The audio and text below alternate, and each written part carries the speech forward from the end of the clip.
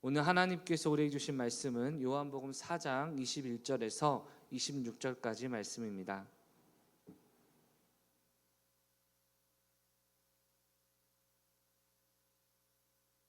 요한복음 4장 21절에서 26절까지 말씀.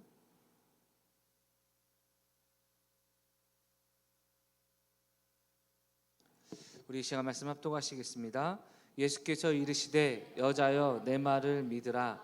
이 산에서도 말고 예루살렘에서도 말고 너희가 아버지께 예배할 때가 이르리라. 너희는 알지 못하는 것을 예배하고 우리는 아는 것을 예배하노니 이는 구원이 유대인에게서 남이라.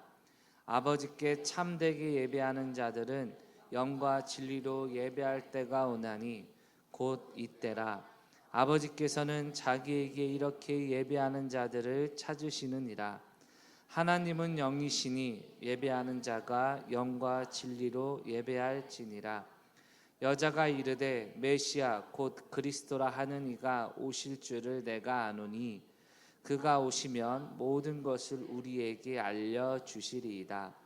예수께서 이르시되 내게 말하는 내가 그라 하시니라. 아멘. 우리 옆 사람에게 인사하겠습니다. 하나님이 당신을 사랑하십니다. 어떤 부부가 결혼한 지 40년이 됐는데 어떤 충돌이나 다툼이 없이 너무나 가족이 평안하게 잘 이루어지는 겁니다. 그래서 주변 사람들이 물어봤습니다. 남편에게 아니 어떻게 이렇게 부부 관계 가운데 40년 동안 의사결정에 충돌도 없고 이렇게 행복하게 잘 지내셨습니까? 그러자 남편이 이렇게 대답했습니다. 저와 제 아내가 결혼 초에 약속을 했습니다. 큰 일은 제가 결정하고 작은 일은 아내가 결정하기로 약속했어요. 그런데 40년 동안 한 번도 큰 일이 없었습니다. 한 번도 큰 일이 없었기 때문에 아내가 다 모든 것을 주관한 것이죠. 여러분 이런 눈빛으로 저를 보시면 안 됩니다. 여러분 제가 이번 주 금요일 날 예배가 끝나고 집에 갔더니 풍성교회에서 목사님이 설교를 시작하시더라고요. 거기는 10시에 예배 시작이죠. 그렇죠? 찬양이 시작이고. 그래서 목사님이 예화를 하시는데 제가 얼마나 위로가 됐는지 모릅니다. 여러분 목사님이 이렇게 말씀하시더라고요. 자, 제가 재밌는 얘기 할 테니까 맞춰보라는 겁니다. 예를 들어 배우고 있는데 계속 배우는데 주변 사람들이 계속 배우라고 하는 사람이 누군지 아십니까? 넌센스 퀴즈입니다. 여러분 계속 배우고 있는데 주변 사람들이 너 더 배워라고 하는 사람이 누군지 아십니까? 배웁니다. 이 분위기 아시겠죠? 그렇죠? 그리고 사람들이 정말 가기 싫어하는 거리가 있답니다. 어딘지 아십니까? 걱정거리. 그렇죠? 원래 여러분 유머에서 하는 순간 이거는 별로 실패가 된다는 거죠. 그렇죠? 제가 그 목사님이 그 예화를 들으면서 얼마나 위로가 됐는지 자세한 얘기는 안 하겠지만 야 저런 목사님도 이런 예화를 하시는구나. 이제 얼마나 여러분 위로가 되는지 모릅니다. 여러분 그래서 제가 다시 한번 도전을 합니다. 여러분 반응을 보고 한 남자가 대형 슈퍼마켓에서 아주 아름다운 여성을 발견했습니다.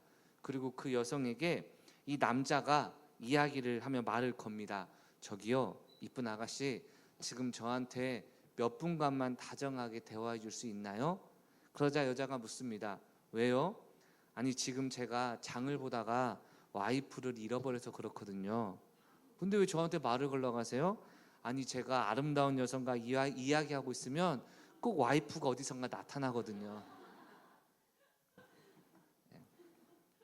여러분 남편이 다른 사람과 얘기를 하면 그러든지 말든지 신경 쓰는 사람이 있을 수 있고 아니면 무슨 얘기하나 싶어가지고 달려가는 사람도 있잖아요. 여러분 하나님께서는 우리를 어떻게 바라보고 계실까요? 언제나 우리가 우상이나 세상에 허탄한 것에 마음을 쓰면 우리 하나님을 향한 우리의 사랑을 여전히 지켜주시고 보호하시기 위해 어디선가 달려오시고 우리를 예배하시는 분이 찾아오시는 분이 바로 하나님인 줄 믿습니다. 여러분 근데 너무나 많은 경우에 우리가 하나님의 이 사랑의 마음을 놓칠 때가 많다는 겁니다. 여러분 하나님은 지금도 저와 여러분을 너무나 사랑하셔서 늘 저와 여러분을 바라보시고 어떤 찬양의 가사처럼 언제나 우리에게 얼굴을 비춰주시고 우리의 작은 신음까지도 응답하시는 분이 우리 좋으신 하나님인 줄 믿습니다, 여러분. 제가 가끔 우연히 제 아들이 이제 우연이 아니죠. 매번 예배 때마다 일부 예배 때마다 여기에 앉아 있습니다, 여러분. 이쪽 구석에 이제 찬양을 녹음을 하는 겁니다. 근데 그 아들의 여러분 얼굴을 가끔 보면 제가 뭘 느끼냐? 그냥 여러분이 이해하고 들으세요, 여러분. 그냥 그 자체가 힐링입니다, 여러분. 얼굴을 보는 것만으로도 괜히 기분이 좋아지고 어쩜 저렇게 이쁠까? 어떻게 저런 놈이 태어났을까 우리 가문에서. 와 진짜 너는 복 받았다 막 이런 생각이 여러분 계속 드는 겁니다. 왜냐하면 그냥 제 기준에서 볼 때는 저런 얼굴을 가지고 태어나면 어떤 삶을 살까. 네. 분명히 저를 닮긴 했거든요. 근데 아내가 하나님 은혜로 잘 섞여가지고 진짜 너무나 제가 볼 때 저희 가정 안에서는 최선의 결과가 나왔기 때문에 제가 볼 때 여러분 저 너무나 감사한 겁니다. 근데 첫째 때 너무나 얼굴에 저희 부부가 신경을 써가지고 둘째 때는 얼굴에 신경을 못 쓰고 몸에 좀 신경을 썼더니 둘째는 막 어깨가 떡 부러지고 그러고 막 이렇게 되고 막 애교도 장착을 했는데 어쩜 그렇게 눈 감으면 이쁜지 몰라요, 여러분. 둘째는. 네. 여기까지 하겠습니다, 여러분. 네. 눈 감고 있으면 정말 세상에서 이렇게 귀여운 애가 없습니다, 여러분.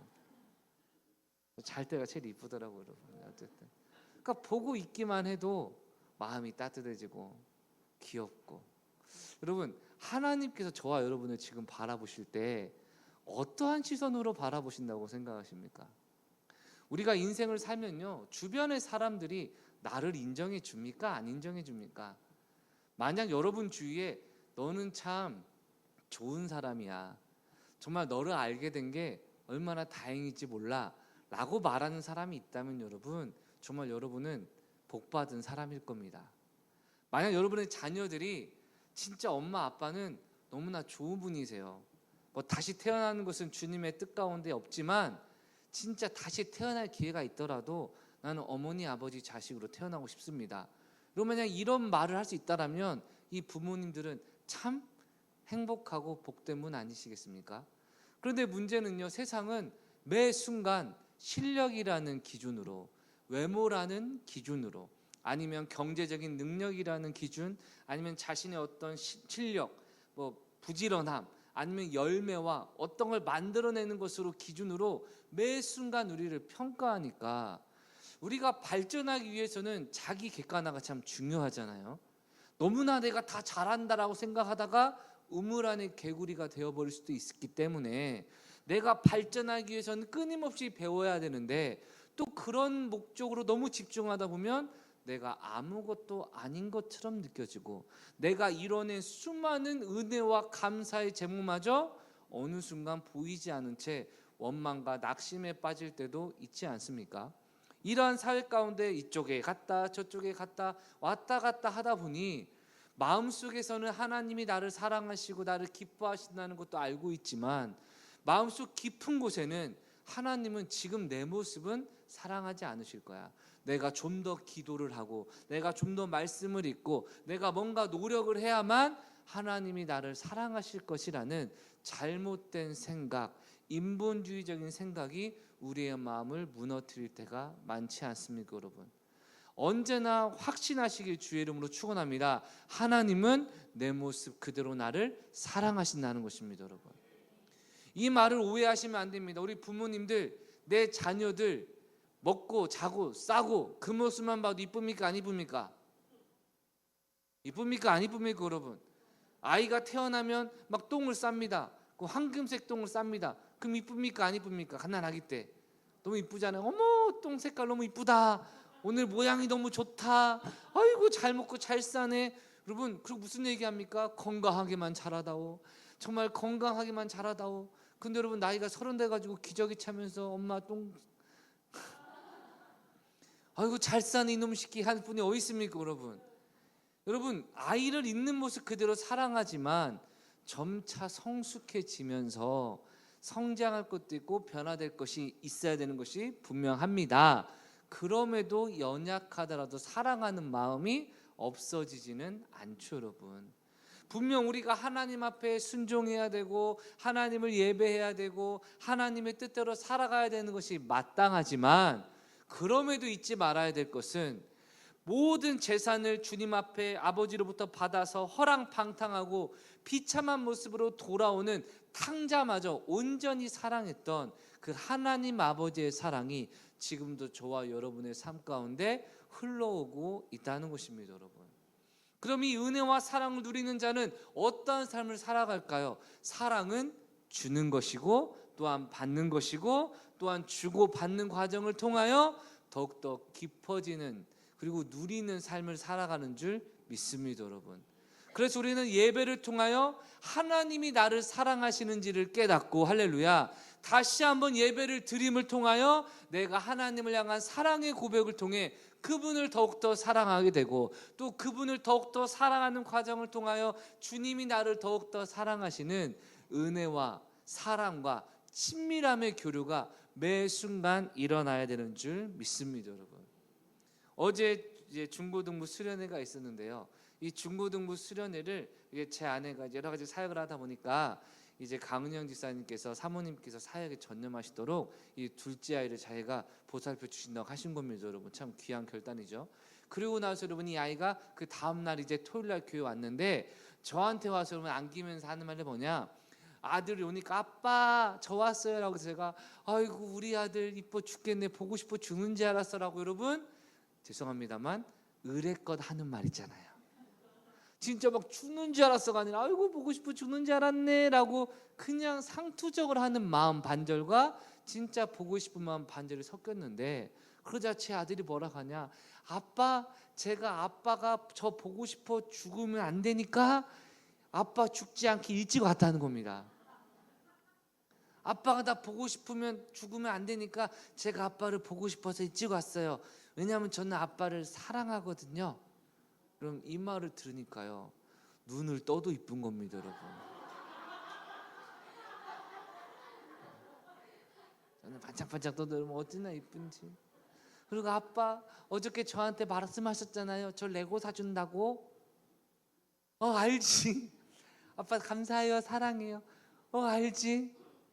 여러분, 사랑하는 아이고 매일 보는 아이인데 사랑한다고 고백하는 그런 이 마음이 다시금 여러분 녹는 겁니다, 여러분. 사랑은 표현해야 사랑인 줄 믿습니다, 여러분. 오늘 남편분들 집에 가서 아내의 눈을 보시고, 싸울 때만 눈 보지 마시고 눈을 보면서 한 번쯤 사사사사사 아니 좋아해 사랑의 표현을 하시길 바랍니다, 여러분.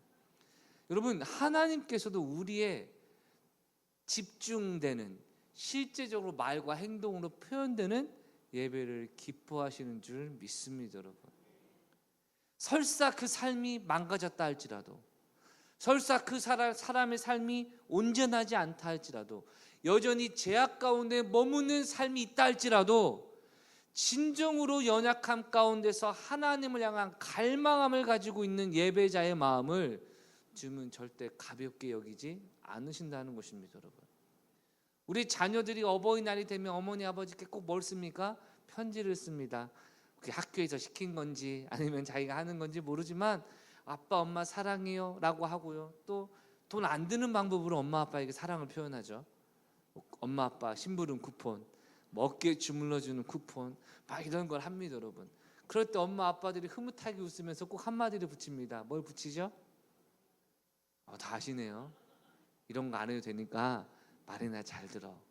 근데 여러분 다시 한번 생각해 보면 말을 안 듣는 애가 이거라도 하니까 이쁜 거 아닙니까, 여러분? 근데 말도 안 들어먹는 애가 이것도 안 하면 여러분 직성이 풀리시겠냐 이겁니다, 여러분.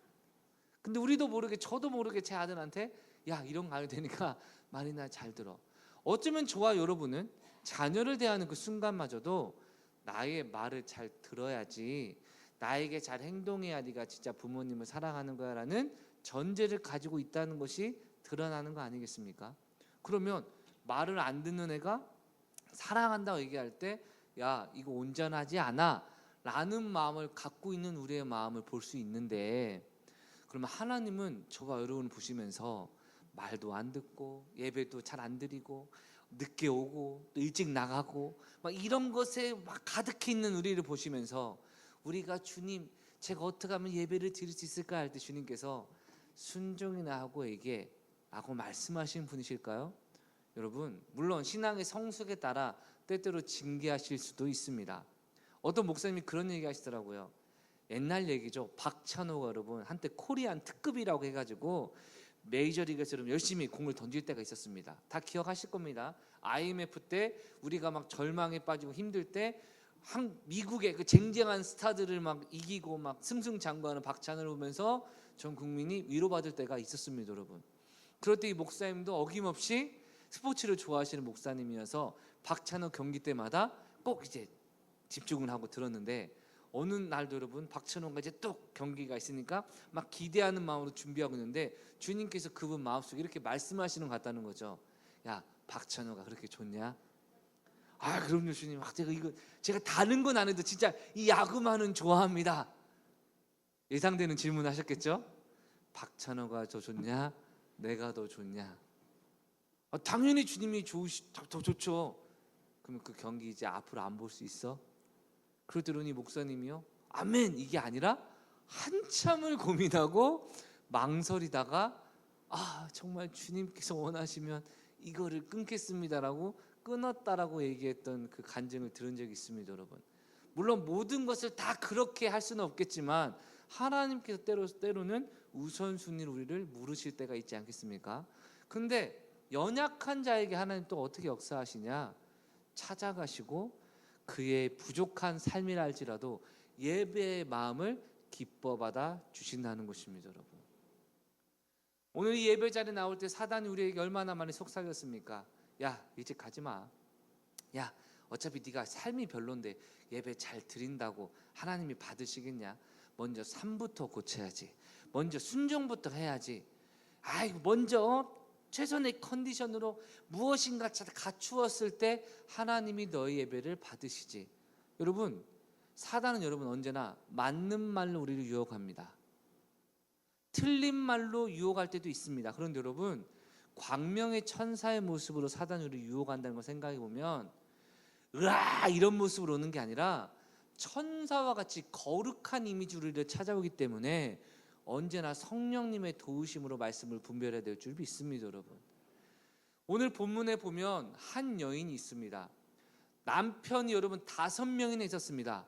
무려 5번이나 이혼을 통해서 6번째 남편이 아닌 남자와 살고 있는 여인이었습니다. 여러분 우리나라 문화도요, 누가 만약 이혼했다 그러면 아이고 그럴 수 있다. 재혼했다 그러면 연주 2번 이혼했다? 좀 그렇네. 3번 이혼했다? 그럼 여러분 그때부터 사람들의 평판이요, 뭔가 좀 저 사람 문제가 있네. 4번 이혼했다? 5번 이혼했다면 여러분 어떻게 판단하시겠습니까? 상황도 여건도 있을 수 있지만 저 사람도 좀 문제가 있네. 우리 보통 그렇게 생각하지 않습니까? 왜 그런 눈으로 저를 째려보십니까? 혹시 5번 이혼에 뭐 긍정적인 마음을 갖고 계십니까, 여러분? 근데 그 당시 유대인들은요, 랍비들이 뭐라고 가르쳤냐? 2번 이혼한 여자는 창녀랑 똑같다. 랍비들의 가르침입니다. 2번 이혼한 여자는 창녀처럼 취급해라 라고 말하는 것처럼 여성 인권을 무시했을 텐데 5번이나 이혼했다면 얼마나 그 마을 사람들 앞에 지탄받고 공격당하고 멸시당했느냐 이겁니다, 여러분. 그런데 주님께서 이 여인을 직접 찾아가시는 겁니다. 성경의 요한복음 4장을 보면요, 한낮에 땡볕이 가득하여 가장 뜨거운 그때 그 여인을 찾아가십니다. 왜 찾아가자 했더니 정오 때는 여러분 그 이스라엘은 워낙에 햇볕이 뜨거우니까 사람들이 기진맥진하여 물을 뜨지 않는데 사람들이 없는 그때를 찾아가서 물을 뜰 수 있을 만큼 주변 사람들에게 거절감과 자괴감을 가지고 있는 그 여인이 그때 우물을 찾아오니 예수께서 그때 그 여인을 만나시기 위해 그 힘든 여정의 자리까지 나아가셨다는 것입니다. 원래 사마리아를 통과하지 않는 길이 지름길에도 불구하고 사마리아로 굳이 통과하신 이유, 정오에 한낮의 우물에 찾아가신 이유는 바로 이 5번 이혼한 여인을 만나고 그녀에게 참된 은혜를 주시기 위한 예수님의 헌신이었다는 것입니다, 여러분. 그렇다면 이렇게 망가진 인생, 소망 없는 인생, 사람들과 단절된 인생인 그녀에게 예수님이 보신 것은 무엇이었냐? 그녀의 마음속에 늘 있던 궁금증 하나. 유대인들은 예루살렘 성전에서 예배드리는 게 진짜 예배라고 하고, 우리 조상들은 그리심산이라는 사마리아 성전에서 만든 그곳에서 드리는 예배가 진짜 예배라고 하는데, 내 삶이 무너지고 내가 연약하고 부족하고 내 인생은 실패처럼 느껴지는 이 순간이라 할지라도 하나님이 기뻐 받으시는 진정한 예배를 드리고 싶다라는 그 갈급함이 그 여인에게 있었다는 겁니다, 여러분. 만약 우리 주위에 그런 여인이 있다라면 이런 말 하지 않겠습니까? 먼저 네 삶부터 고쳐. 야, 먼저 네 삶부터 변화시키고 예배 드려야 되지. 무슨 삶을 그렇게 잘못 살면서 예배를 드리냐? 라고 대부분 사람들이 비판할 수 있는 그 순간마저 예수님께서는 이 여인의 연약함을 보지 아니하시고 진정으로 하나님을 예배하고자 하는 그 중심을 보시고 찾아오신 것입니다, 여러분.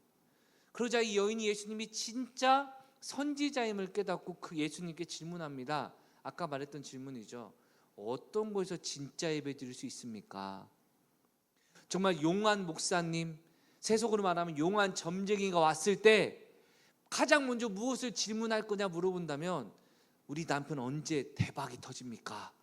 우리 자녀들 좋은데 시집장가 갈 수 있겠습니까? 막 이런 질문을 할 것 같은데, 어떤 예배가 진짜 하나님이 받으시는 예배입니까? 라고 질문하는 그녀의 질문에 예수님께서 대답하시는 겁니다. 21절입니다. 예수께서 이르시되 여자여 내 말을 믿으라.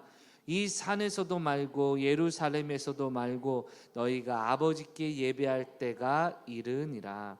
아멘.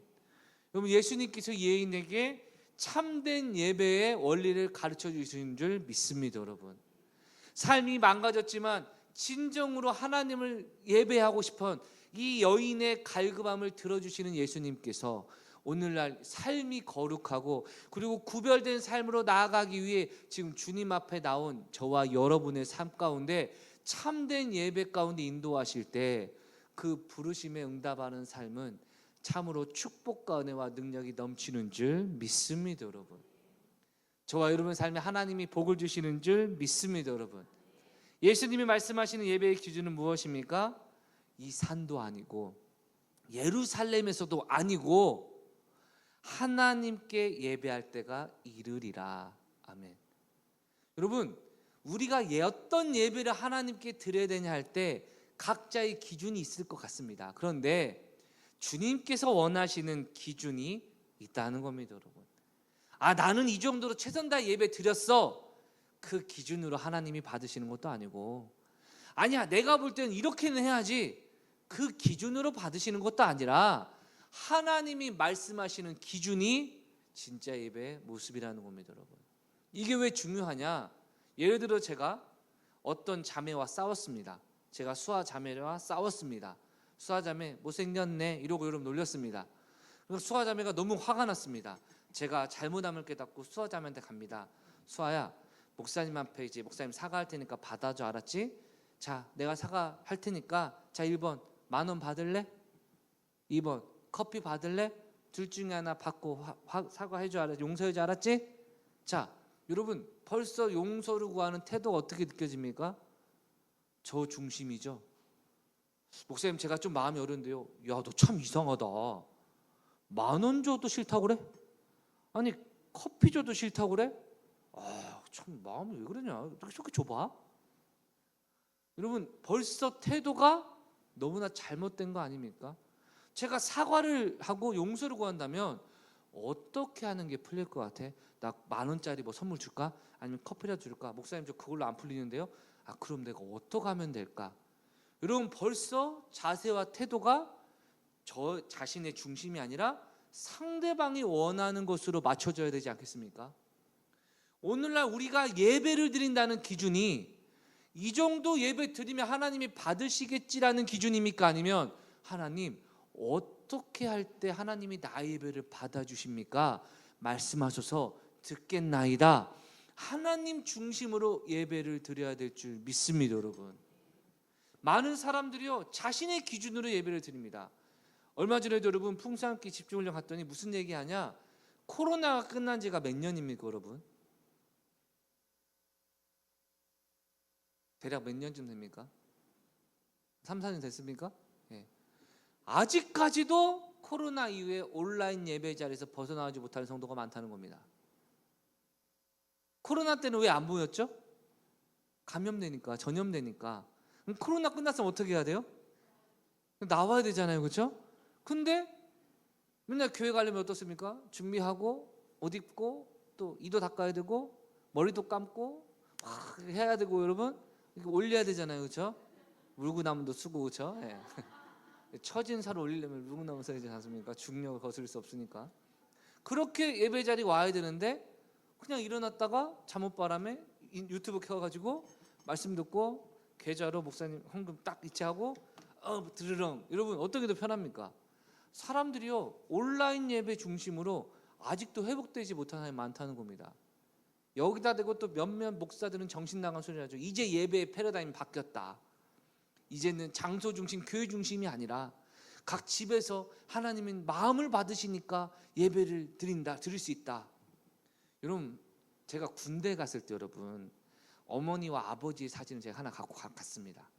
여러분 군대에서 엄마 아버지 사진을 보니까요 막 눈물이 나는 거예요. 여러분 눈물이 그렇게 나는 거예요. 훈련소 때 여러분. 그리고 제가 군대 내내 예를 들어 보는 겁니다. 엄마 아빠 사진. 그러더니 이제 제가 군대를 이제 뭐라 하나요? 생각도 안, 졸업을 안 입어죠? 제대. 아이고 이제 한 24년이 지나니 그러면 이제 생각도 안 하네요. 군대를 제대하고 나서 제가 이제 독립을 했습니다. 그리고 어머니 아버지가 아들 사랑하는데 집에서 와. 충분해요. 집에서 사진 보면 엄마 아빠 사랑하는 마음이 충분해요. 감사합니다. 굳이 볼 필요 있나요? 사진 보면 되지. 여러분 어떻게 느껴지십니까? 아니 와서 엄마 아빠 얘기 좀 해. 전화하면서 사진 보면 돼요. 꼭 만나야만 사랑입니까? 여러분 어쩔 수 없는 상황에서는 사진 보는 것도 친밀함의 수단이겠지만 갈 수 있는 시간과 체력과 조건이 주어지는데 가지 않는 것은 이미 내 중심에서 예배라는 것, 하나님께 드리는 것을 벌써 내 기준으로 이 정도면 돼, 저 정도면 돼. 여러분 이것들이 참 어려운 거 아니겠습니까, 여러분? 예전에 어떤 영상을 보니까 자녀들끼리 부모님의 이제 명절 때 부모님의 집에 도달하기 위해서 먼저 도착을 했습니다. 엄마 선물인가 그렇습니다. 첫째 아들이 얘기합니다. 야, 엄마 선물 얼마 정도 생각했어? 둘째 얘기합니다. 나 한 장 생각했어. 그래? 다행이다. 그래, 나도 그 정도 해야겠다는 갑자기 딸이 오더니 오빠, 나 이번에 엄마 선물로 5장 준비했어. 그리고 여러분 형제들의 눈이 여러분 달라지기 시작합니다. 왜 그럴까요? 5장과 1장은 비교가 크니까 여러분. 그러니까 그때부터 어떻게 하냐 막 눈치 보는 이런 싸움이 벌어지던데 여러분 하나님 앞에 드리는 예배가 다른 사람과 비교하고 내가 너무 작나 안 작네 이 정도면 충분하네 그런 모습인 것 자체가 예배의 중심을 잃어버린 모습이겠죠. 제가 여러분 앞에 딱 앉아도 여러분이 어떻게 예배가 드려지는지 다 보입니다. 여러분 찬양하다 보니까 여러분이 몇 분의 교회에 오시고 중간에 화장실 갔다가 몇 분 후에 오시고 축도 끝나기 전에 몇 분 전에 나가는지 죄송합니다. 안 보고 싶어도 다 보입니다, 여러분. 그리고 고개를 숙이는 사람, 또 앞사람 바로 뒤에 바짝 붙어가지고 공기의 저항을 피해서 속도를 내려는 쇼트트랙 선수처럼 내가 어떤 행동을 해도 들키지 않게 앞사람 바로 뒤에 딱 있는 분들도 보이고 다 보입니다.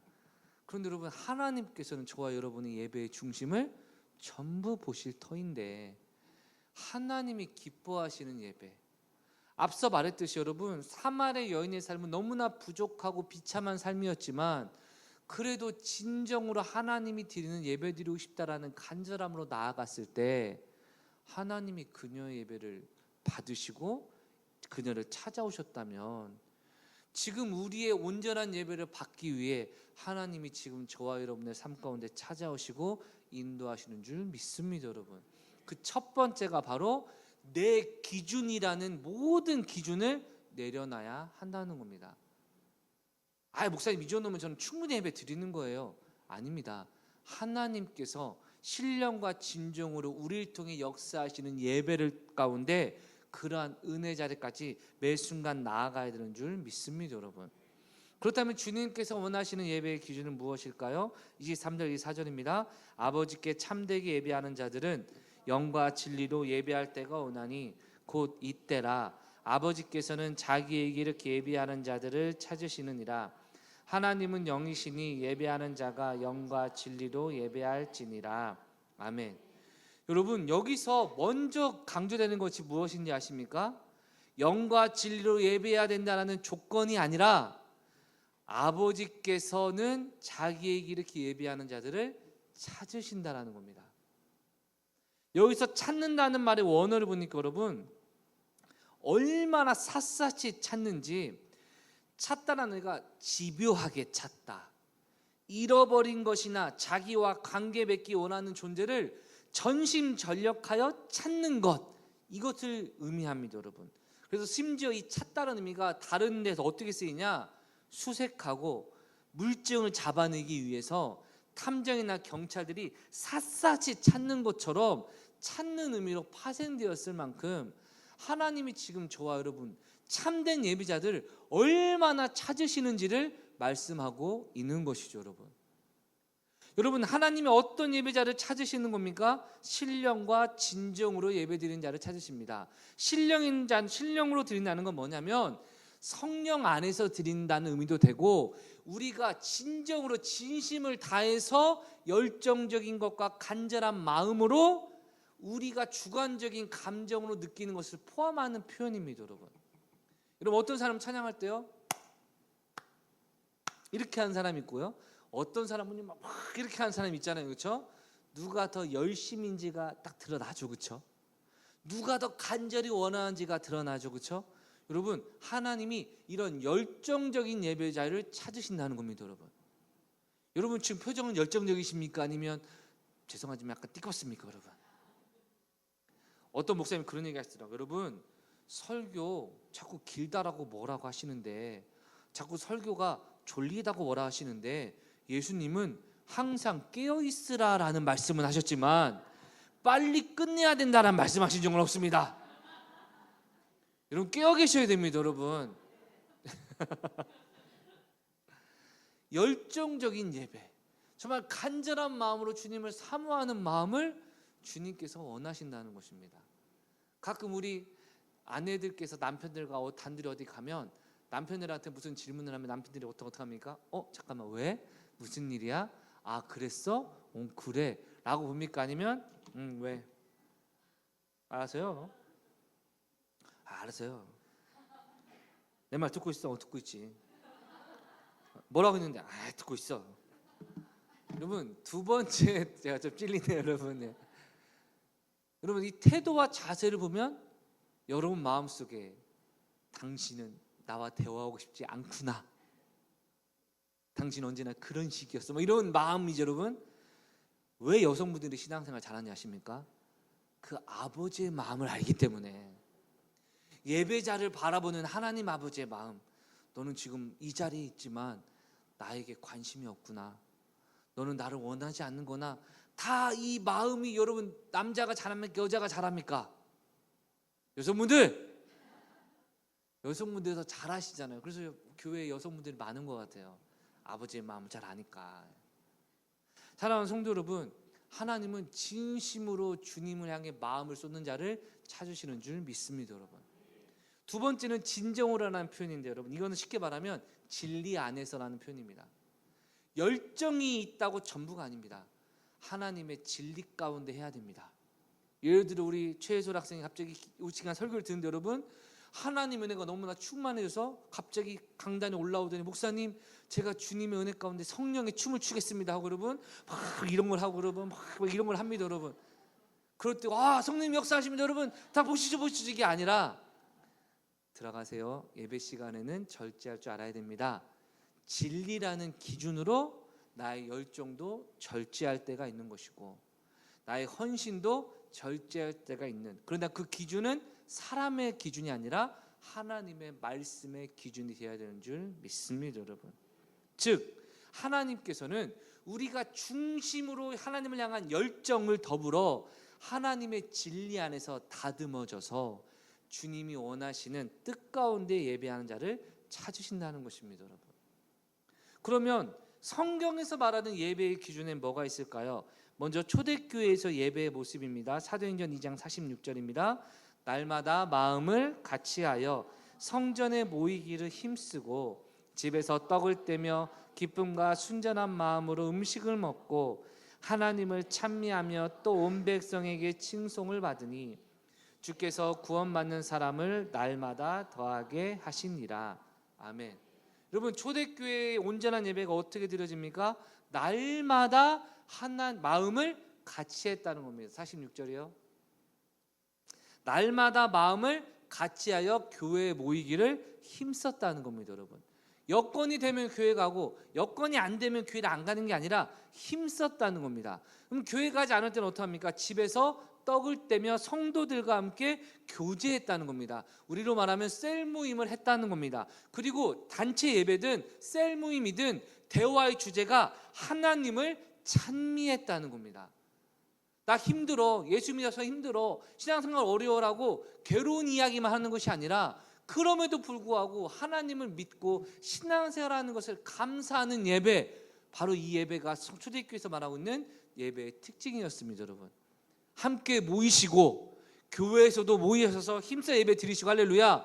가정에서도 셀 모임을 통하여 함께 모이셔서 예배 드릴 때 감사와 찬양이 넘치는 진짜 예배자가 되는 줄 믿습니다, 여러분. 두 번째는요, 히브리서 10장 24절과 25절입니다. 서로 돌아보아 사랑과 선행을 격려하며. 예배의 첫 번째 특징이 무엇입니까? 나 혼자 교회를 떠나서 나 혼자 하나님 앞에 유튜브 보고 아니면 뭐 설교 영상 보고 책 읽으면서 예배 드린 게 아니라 서로가 함께하여 서로 돌아보고 사랑과 선행으로 격려하는 모임.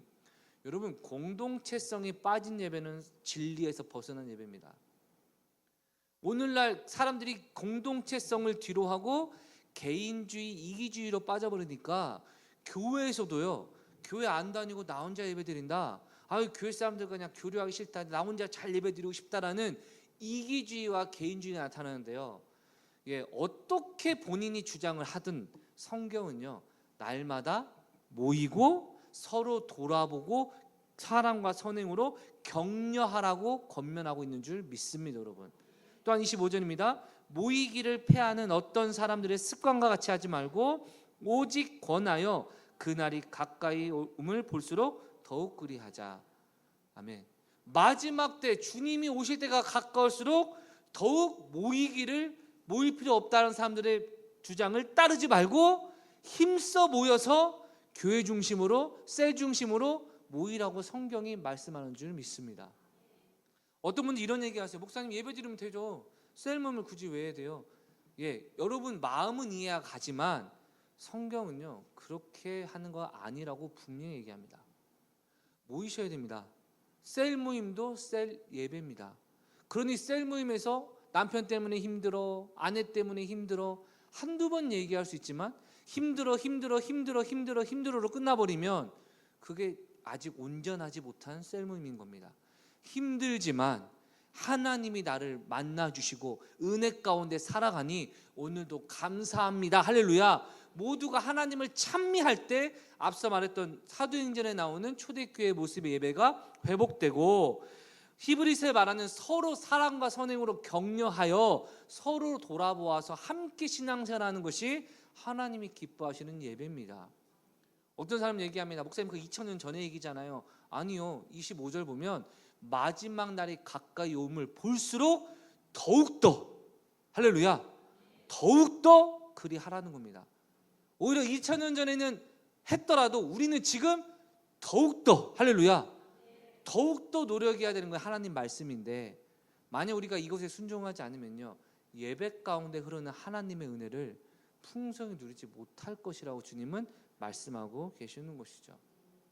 또 어떻게 살아가야 되는 걸까요? 야고보서 1장 26절과 27절입니다. 누구든지 스스로 경건하다 생각하며 자기의 혀를 재가 물리지 아니하고 자기 마음을 속이면 이 사람의 경건은 헛것이라.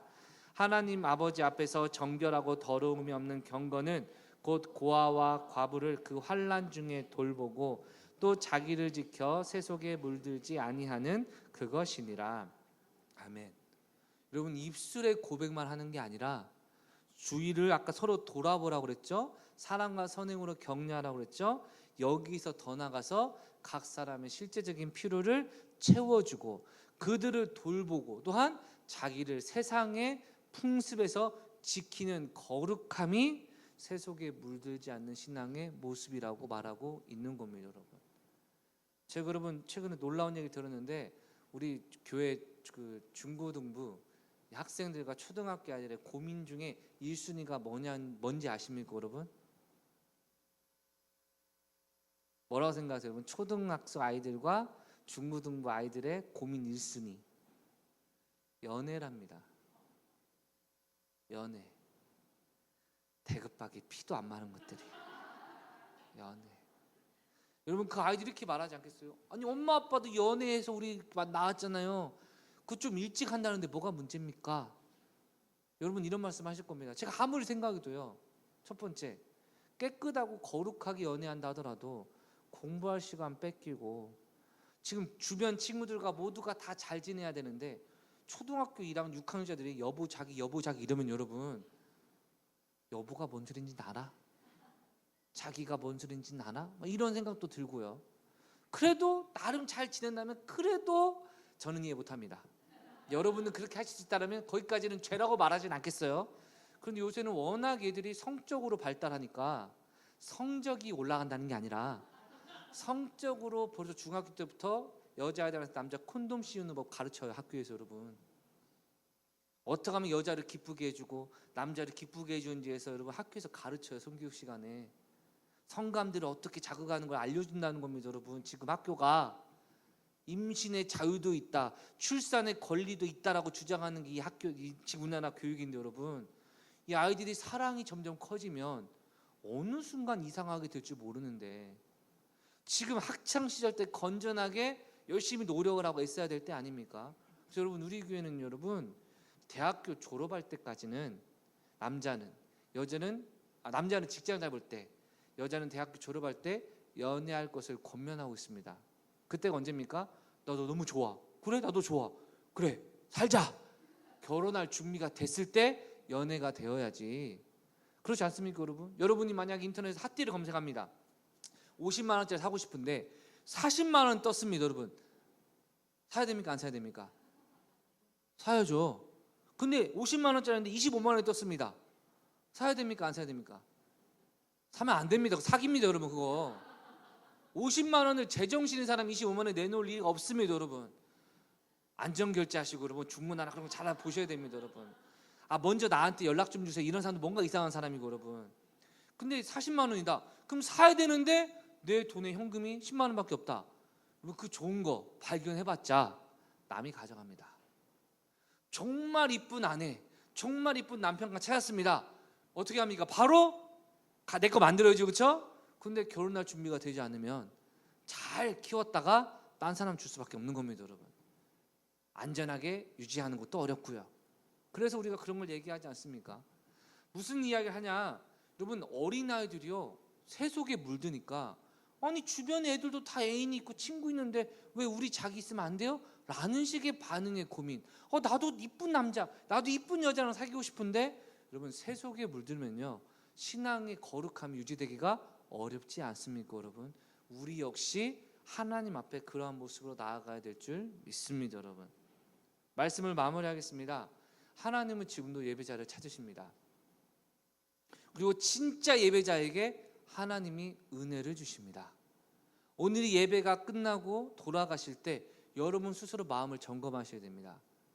하나님이 오늘 예배 가운데 나의 예배를 받으셨다라는 기준이요, 내 주관적인 기준은 언제나 온전하지 못하지만 그럼에도 불구하고 조심스럽게 살펴봐야 할 것은 나의 마음에 자유가 임하고 평안이 임하면 이 예배를 하나님이 받으실 확률이 높아지겠지만, 냉랭하고 짜증나고 빨리 집에 가고 싶고 불편하다, 이 예배를 하나님이 받지 않으실 가능성이 너무 높다는 겁니다. 고린도후서 3장 17절 읽어볼까요? 주는 영이시니 주의 영이 계신 곳에는 자유가 있느니라. 아멘. 신령과 진정으로 하나님의 영으로 진정된 예배를 드린 사람은 주의 영이 계신 곳에 마음의 자유를 얻게 됩니다. 억압과 걱정과 근심과 고통이 있었는데 예배를 통하여 은혜 받고 자유함을 얻는 것. 할렐루야. 또한 요한복음 8장 36절입니다. 그러므로 아들이 너희를 자유롭게 하면 너희가 참으로 자유로우리라. 아멘. 예수 그리스도께서 염려하지 마라, 걱정하지 마라, 근심하지 말라. 내일은 내일이 염려할 것이요 너희는 하나님 아버지께서 먹이시고 입히시는 자니 절대로 염려하지 말라. 아들이 자유케 하는 자에게 참된 자유가 임하는 줄 믿습니다, 여러분. 그래서 나의 예배가 하나님이 기뻐 받으시는 예배가 된다면 주님의 자유가 임하고 성령의 은혜로 말미암아 마음에 담대함이 생기고 걱정이 사라지고 염려가 사라지는, 환경은 달라진 게 없는데 폭풍 가운데 평안이 임하듯 하나님의 위로와 사랑이 내 안에 충만해지는 것. 여러분, 이것이 은혜, 예배를 통한 은혜에 회복된 사람의 삶이라는 것입니다, 여러분. 근데 너무나 안타까운 것은요, 하나님 앞에 예배드리러 나왔다가 주님을 만나지 못한 사람은 사단이 얼마나 노리고 있는지 모릅니다. 가인과 아벨이 하나님께 예배를 드립니다. 여러분, 아벨도 자신의 소산으로 양을 바쳐서 예배를 드렸고, 가인도 농사 짓는 사람이었기 때문에 자신의 소산을 가지고 예배 드렸습니다. 여러분, 둘 다 똑같이 자신의 것을 하나님께 드렸다는 측면에서 보면 둘 다 대단한 예배자 아닙니까? 그런데 하나님은 아벨의 예배는 받으셨고 가인의 예배를 받지 않으셨습니다. 가인의 반응이 무엇입니까? 분노가 치밀어 올랐습니다. 여러분, 아무것도 하나님께 바치지 않은 사람은요, 분노할 것도 없습니다. 그런데 나름 하나님 앞에 최선 다했는데 하나님이 나의 예배를 받지 아니하시고 나를 거절하신다는 생각이 들면요, 분노가 임하게 되는데, 그 분노가 누구를 향하게 되냐? 주변에 하나님을 만난 사람에게 향하게 된다는 겁니다. 근데 안타까운 건, 여러분, 형이 동생을 볼 때 언제나 좋은 면만 보였겠습니까? 아니면 말 안 듣고 버르장머리 없고 싸가지 없고 심부름 안 하고 이런 게 보이겠습니까? 우리 누나들, 형들, 언니들 어때요? 네, 우리 이나자매가 여기 지금 있나요? 네. 수아자매가 여러분 교회에서는 막 이렇게 인정받지만 언니 눈으로 딱 보면 여러분 이런 것이 있을 수 있잖아요, 그렇죠? 가인 눈에 아벨이 그런 게 없었겠습니까? 그러니까 마음에 분노가 임하죠. 하나님 뭐라 하십니까? 네가 어찌하여 분을 내느냐? 네가 선을 행하였으면 이런 마음과 이런 결과가 있겠느냐? 그런데 죄가 너를 지금 삼키려고 도둑처럼 엎드려서 너를 원하고 있지만 너는 다스려라. 그런데 여러분, 가인은 졌고 결국 아벨을 살해하고 하나님께 버림받고 저주받았죠. 여기서 우리가 경계할 건요, 예배 자리에 나왔다고 끝이 아니라 예배 자리에서 주님을 만나야 우리가 변화되는 줄 믿습니다, 여러분. 제가 이번 주에 놀랬던 일이 뭐냐면, 제가 여러분 비누가 없어가지고 물로만 이렇게 기름기가 좀 느껴서 물로 씻었습니다, 여러분. 그래서 누가 그러더라고요. 목사님, 물로 씻으면 안 돼요. 왜? 물로만 씻으면요, 세균이 더욱더 번식해요. 맞나요, 진명 리더? 네. 여러분, 차라리 눈곱 떼지 말고 있던가 아니면 비누로 씻던가 해야지, 물로만 하면요 오히려 세균이 더 번식한다는 거 맞나요? 네. 책임은 저쪽에 물으시고. 근데 그 말을 곰곰이 들으니까 여러분, 와, 물로 씻는 건 분명히 씻는다고 노력하는 건데 오히려 더 안 좋은 결과가 이어질 수 있겠다. 마찬가지로 차라리 내가 예배 자리에 안 나가고 예배 싫어하면 나도 알고 주변도 알고 쟤는 하나님께 혼나겠다 조만간 잘 안 되겠다라고 알겠는데 나 나름대로 예배는 드리되 신령과 진정으로 드린 예배가 아니면 물로만 세수를 해서 오히려 세균이 더 번지게 가지고 더 큰 어려움이 있는 위험이 찾아올 수 있겠구나라는 생각이 드는 겁니다, 여러분. 목사님, 그런 유혹에서 어떻게 벗어납니까? 간단합니다. 신령과 진정으로 예배를 드리시길 주의 이름으로 축원합니다, 여러분. 그럼 어떻게 그렇게 드려야 돼요? 양육과 훈련을 통해 매 순간 가르쳐 드리고 있으니 주님의 말씀을 들으시고 변화되시길 주의 이름으로 축원합니다. 우리 시간 찬양한 곡 할 텐데 여러분 찬양 나오시고, 하나님이 예배자를 찾으시는 예배 그 찬양곡입니다. 마커스 찬양단이라는, 여러분 한때 정말 1층과 2층이 막 큰 교회가 가득했던 그 예배 공간에 이 찬양을 작사했던 사람 여러분, 너무나 흐뭇한 마음으로 젊은 청년이 예배를 드리는데, 그때 자기 마음속에 주님께서 주신 생각이, 그런데 이 자리에 내가 원하는 예배자는 한 명도 없다. 그 뒤 사람이 너무나 충격을 받았다는 겁니다. 이 수많은 사람들이 눈물로 하나님을 찬양하고 목요일이라는 평일에 사생활을 뒤로하고 수천 명이 모여서 예배를 드리는데, 자신의 감동 가운데 하나님이 원하는 예배자가 한 명도 없다라는 겁니다. 그러자 그가 하나님이 원하시는 이 수천 명, 내가 예배드리는 예배 인도자라서 안심하는 게 아니라 진정으로 주님이 원하시는 그 한 사람이 내가 되기를 원합니다. 주님, 나를 그 예배자로 인도하여 주시옵소서 라는 고백으로 만든 찬양이 바로 오늘 찬양입니다, 여러분. 오늘 말씀을 기억하시며 하나님의 기뻐하시는 예배자가 되시는 저와 여러분 되시길 주의 이름으로 축원합니다. 주를 위한 이곳에 예배하는 자들 중에 그가 찾는 이 없어 주님께서 슬퍼하시네.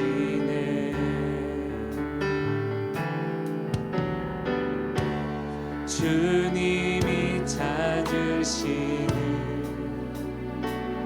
그 한 사람, 그 예배자, 내가 그 사람 되게 간절히 주께 예배하네. 주내로 이곳에 서 있네. 주임제에 엎드려 절하네. 그 어느 것도 난 필요 없네. 주님만 경배해. 주내로 이곳에 서 있네. 주임제에 엎드려 절하네. 그 어느 것도 난 필요 없네.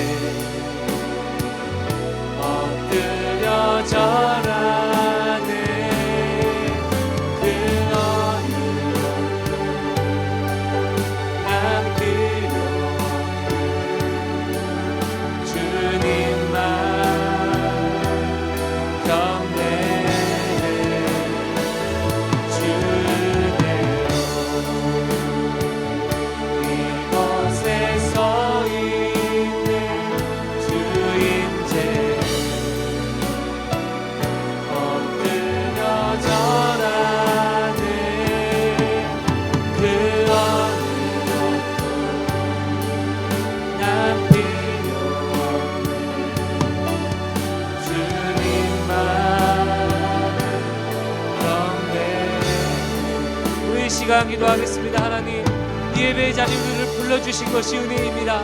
그리고 성령 안에서 간절한 마음으로 주님을 만나기를 사모하는 마음을 부어주사 예배에 성공하여 신앙에도 성공하고 인생에서도 승리하는 복된 삶을 살아가게 하여 주시옵소서.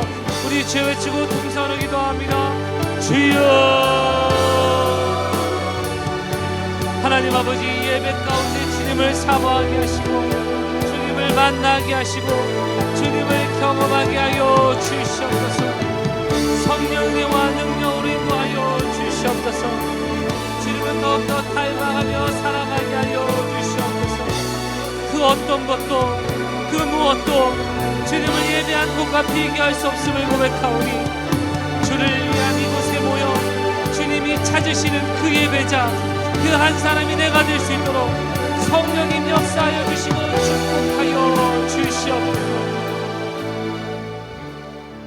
내 중심과 기준에서 드리는 예배가 아닌 하나님이 원하시고 기뻐하시는 예배를 드리게 하여 주시옵소서. 여전히 우리 안에 새 일을 행하실 주님을 기대하며 나아가오니 역사하여 주시고 축복하여 주시옵소서. 예수님의 이름으로 기도드렸습니다. 아멘. 이제는 우리 구주 예수 그리스도의 은혜와 하나님의 무한하신 사랑과 성령님의 교통하심의 은총이 신령과 진정으로 예배를 드리는 천성의 모든 가족들 삶 가운데 이제부터 영원토록 함께 있을지어다. 아멘.